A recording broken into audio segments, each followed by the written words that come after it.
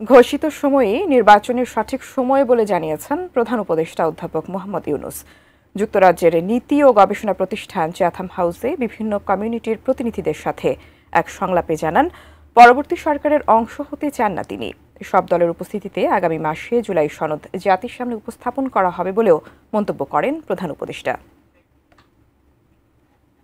জাতীয় নির্বাচনের সময় নিয়ে মতবিরোধের মধ্যেই আগামী শুক্রবার লন্ডনে প্রধান উপদেষ্টার সঙ্গে বিএনপির ভারপ্রাপ্ত চেয়ারম্যান তারেক রহমানের বৈঠকের দিকে যখন সবার নজর, তখনই প্রধান উপদেষ্টা অধ্যাপক ইউনূস নির্বাচনের সময় নিয়ে তার অবস্থান আবারও স্পষ্ট করলেন।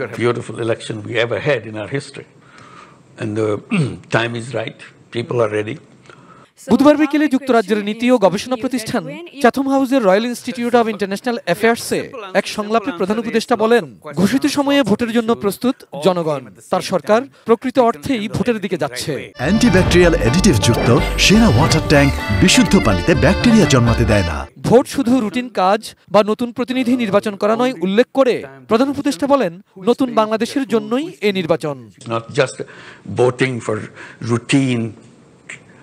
Voting for electing a new government is voting to create a new Bangladesh. What is this all about? That's the promise we made. সংস্কার কমিশনের যেসব সুপারিশে সব দলের স্বাক্ষর থাকবে সেটিকেই জুলাই সনদ বলছে সরকার, যার উপর নির্ভর করছে কিভাবে হবে এই নির্বাচন। We are waiting for July to come next month. This charter will be presented to the nation, July charter, and we celebrate. On this basis, now we'll have the election. That's how the election procedure was done. সংলাপে প্রধান উপদেষ্টা জানান, তার সরকার আওয়ামী লীগকে নিষিদ্ধ করেনি। বিচার শেষ না হওয়া পর্যন্ত আপাতত তাদের রাজনৈতিক কার্যক্রম নিষিদ্ধ রয়েছে। তিনি প্রশ্ন তোলেন, যারা মানুষ হত্যা করেছে, লুটপাট করে অর্থ ব্যবস্থা ধ্বংস করেছে, সেই আওয়ামী লীগ কি কোনো রাজনৈতিক দল? দেশের নিরাপত্তার জন্য মানুষ এমন সিদ্ধান্ত নিয়েছে বলেও জানান তিনি। For the time being, that's all we have done. We have not banned Awami League, we have not done anything until the trial is over.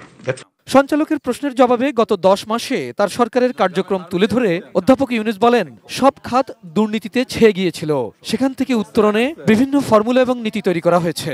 সব ধরনের সেবা অনলাইনে আনার বিষয়ে কাজ করছে তার সরকার। ভারতের সাথে ভালো সম্পর্ক রয়েছে জানিয়ে প্রধান উপদেষ্টা বলেন, দেশটির বিভিন্ন গণমাধ্যমে দুদেশের সম্পর্ক নিয়ে প্রচুর মিথ্যাচার করছে। এ নিয়ে বাংলাদেশের মানুষ ক্ষুব্ধ বলেও জানান তিনি। লন্ডনের 4 দিনের সফরের দ্বিতীয় দিন প্রধান উপদেষ্টা অধ্যাপক মোহাম্মদ ইউনূসের সাথে তার হোটেলে সাক্ষাৎ করেন যুক্তরাজ্যের জাতীয় নিরাপত্তা উপদেষ্টা Jonathan Powell. Abul Kalam Azad, ATN news, Dhaka.